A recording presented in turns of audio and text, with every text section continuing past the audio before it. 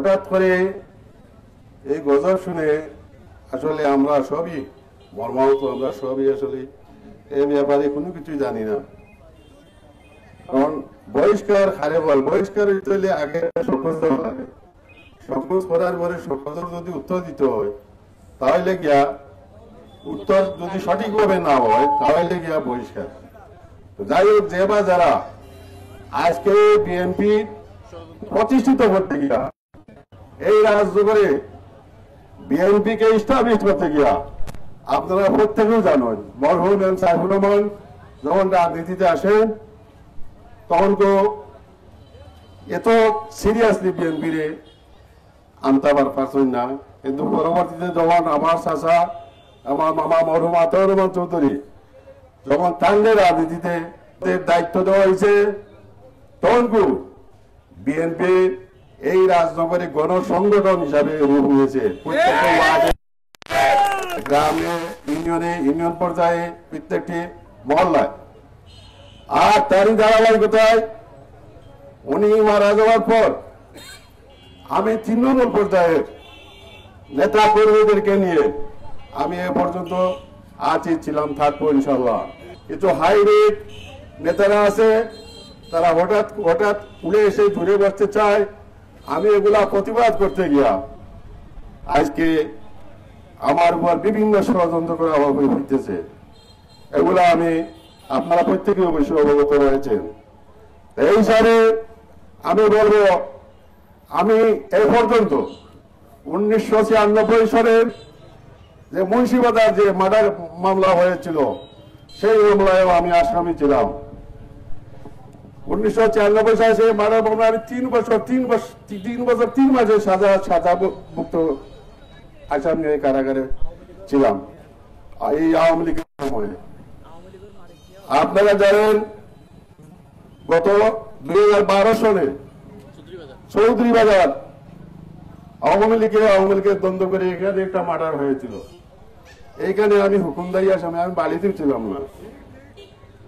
আপনারা জানেন 2018 সালের হাই স্কুলে, এই রাজনগর প্রেমিয়াস হাই স্কুলে এই যে মারামারি হয়েছে, আমি কোনো কিচ্ছুই জানি না।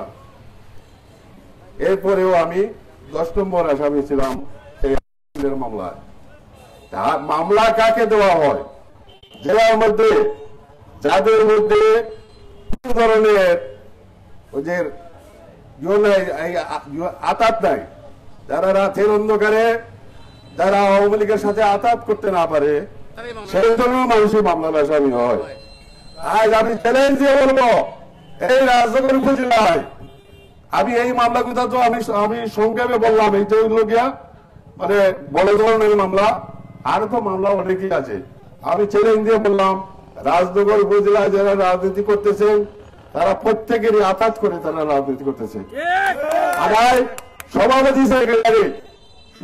সেক্রেটারি দায়িত্ব পালন যারা করতেছে তাদের উপর মামলা হবে। আমি 3 নম্বর স্থান ছিলাম তখন, আমি উপজেলা বিএনপির সাংগঠনিক ছিলাম, কিন্তু সেরকম আমার উপরে এসে মামলা কেন? তাহলে নিশ্চয়ই আমি আঘাত আসলে চাই না। আপনারা নিশ্চয়ই জানেন, আমি গত এই চেয়ারম্যানের দায়িত্ব নেওয়ার পর আমাকে এই আওয়ামী লীগের সন্ত্রাসীরা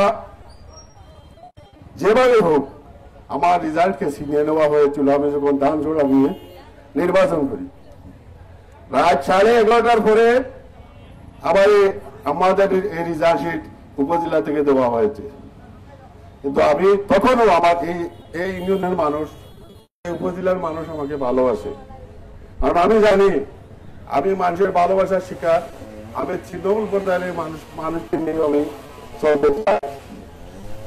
গত নির্বাচনেও আপনারা জানেন আমি এই সদর ইউনিয়নের চেয়ারম্যান হিসাবে নির্বাচিত হয়েছি, কিন্তু অনেক পলিসির বেকারি করার কারণেই আমি হয়েছি। কিন্তু আমার কাছ থেকে আওয়ামী লীগ বিএনপি কেউ কোনো ধরনের কষ্ট, কোনো ধরনের দুঃখ, কোনো ধরনের বেদনা আমার কাছে পায় বলি আমি মনে করি না। এই হিসাবে গত 5-6 মাস আগে আমাদের উপজেলা প্রশাসনের একটা মিটিং ছিল। আমার একটাই অপরাধ হয়তো হতে পারে, আমি চেয়ারম্যান হিসাবে যেতে হয়। উপজেলা প্রশাসনের একটা মিটিং ছিল, উপজেলা প্রশাসনের দায়িত্বে ইউনূস স্যার আছেন, উনি আমাকে চিঠি দিয়েছেন, আমি গেছি। সেইখানে জিল্লুর রহমান এমপি সাহেব আসছেন। এটা তো আমার অপরাধ নয়, এটা তো উপজেলা যে চেয়ারম্যান থাকবে সেই আবার এমপি, জেলা পরিষদ বলেন বা ইউনূস স্যার বলেন, যেই বলেন, ডিসি সাহেব বলেন, সব নিয়ে চলতে হইব। এই হিসাবে তারা যখন স্লোগান দিছে, আমি এইরকম হাত তুলে কইছি আমি এই স্লোগান দিব না, আমি বসে গেছি। আমার এই কথাটারে ভাইরাল করে কিছু কুচক্রী মহল এই রাজনগরে, এই রাজনগর বাজারে কিছু কুচক্রী মহল এইটাকে ষড়যন্ত্র করে এইটাকে কেন্দ্রতে পাঠানো হয়েছে। তা আমি বলতে চাই, কারণ এটা যত পাঠানো, আমি বারবারই এগুলা বলেছি, আমি দলের জন্য আছি, দলের জন্য ইনশাল্লাহ থাকবো।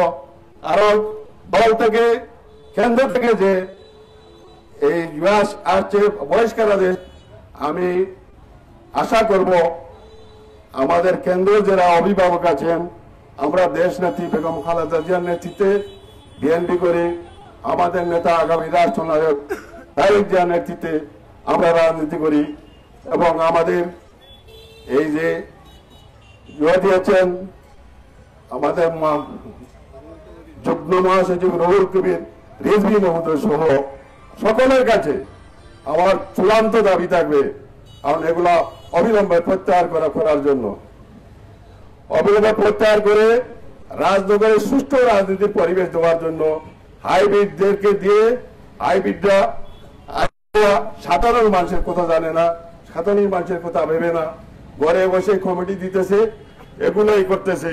আপনারা জানেন কিছুদিন আগে এখানে উভয় পক্ষের মধ্যে একটা সংঘর্ষ হয়েছে, বিএনপি। আমি তখন বাড়িতেই ছিলাম না, আমি সিলেটে এই রুজবিও হোটেলে, এখানে আমাদের সরকারি একটা মিটিং ছিল, আমি সেখানে ছিলাম।